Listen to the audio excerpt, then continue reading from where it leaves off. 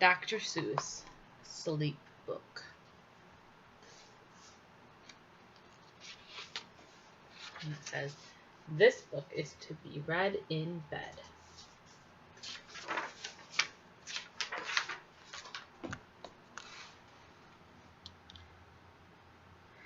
The news just came in from the county of Kirk that a very small bug by the name of Van Vlurk is yawning so wide you can look down his neck. This may not seem very important, I know, but it is. So I'm bothering telling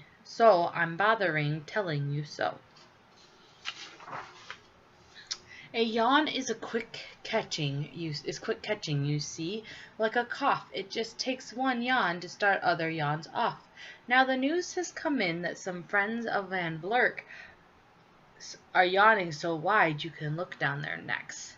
At this moment, right now, under 7 more noses, great yawns are in blossom. They're blooming like roses. The yawn of that one little bug is still spreading.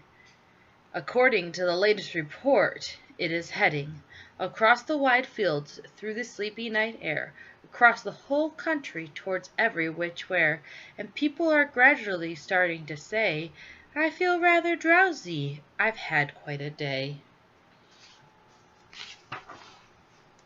Creatures are starting to think about rest. 2 biff-bum birds are now building their nests.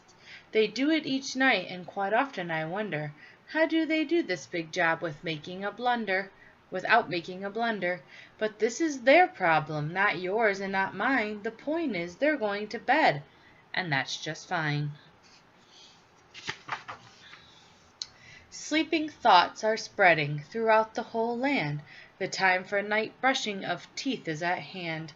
Up at Ermine Falls, where the great river rushes and crashes down crags is great gargling gushes, and the Erm sisters are using their brushes, though through those falls are just grand for tooth-brushing beneath, if you happen to be up that way with your teeth.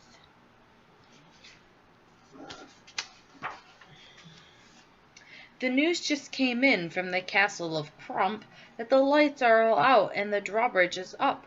The old drawbridge drawer just said with a yawn, my drawbridge is drawn, and it's going to stay drawn till the milkman delivers the milk about dawn.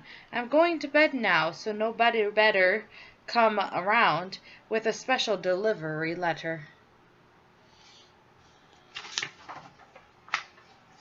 The numbers of sleepers is steadily growing. That is where more and more people are going. In Culpeper Springs, in the Stilt-walkers' halls, the Stilt-walkers' stilts are all stacked on the wall. The Stilt-walkers' walkers have called it a day. They're all tuckered out, and they're snoozing away. This is very big news. It's important to know that, and that's why I bothered telling you so.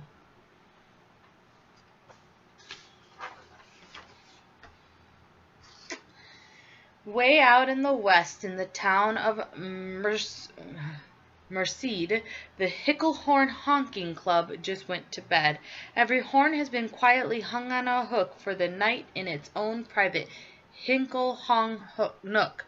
All this long, happy day they've been honking. About the Hinkle-honk honkers have honked themselves out, but they'll wake up quite fresh in the morning, and then they'll start right in Hinklehorn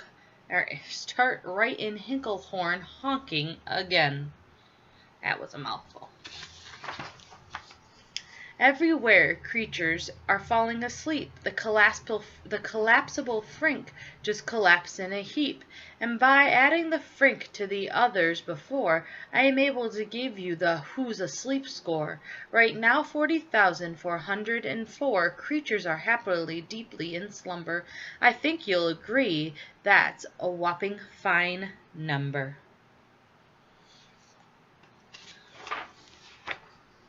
Count up sleepers. Just how do we do it? Really quite simple. There's nothing much to it. We find out how many, we learn the amount by an audio tele count. On the mountain halfway between Reno and Rome, we have a machine in a plexiglass dome, which listens and looks into everybody's home, and whenever it sees a new sleeper go flop, it jingles and lets a new bingo ball drop. Our champs counts these balls as they plop in a cup, and that's how we know who is down and who is up. Do you talk in your sleep? It's a wonderful sport, and I have some news of this sport to report. The world champion sleep talkers, Joe and Mo Redzoff, have just gone to sleep and they're talking their heads off.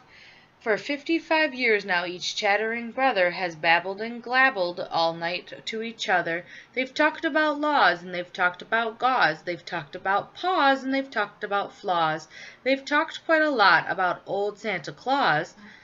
And the reason I'm telling you this is because you should take up this sport. It's just fine for the jaws. Do you walk in your sleep? I just had a report of some interesting news of a popular sport. Near Finnegan Fen, there's a sleepwalking group which not only walks, but walks a loop hoop, or a la hoop. It walks a la hoop. Every night they go miles. Why they walk in such length? They have to keep eating to keep up their strength. So every so often one puts down his hoop, stops hooping, and does some quick snooping of soup. That's why they are known as the Hoop Soup Snoop Group. Wow, that was a mouthful too. Sleepwalking too are the curious Crandalls, who sleepwalk on the hills with assorted-sized candles. The Crandalls walk nightly in slumbering peace, in spite of the slight burning from the hot dripping grease. The Crandalls wear candles because they walk far, and if they wake up, want to see where they are.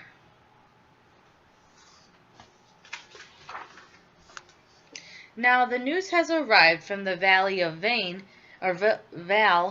that the Chippendale Mump has just bitten his tail, which he does every night before shutting his eyes.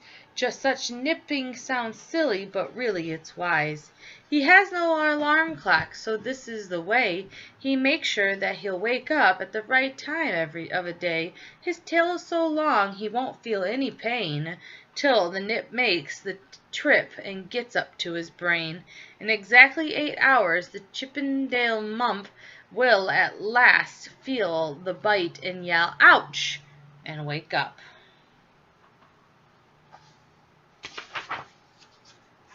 And Mr. and Mrs. J. Carmichael Crocs have just gone to bed. Neither town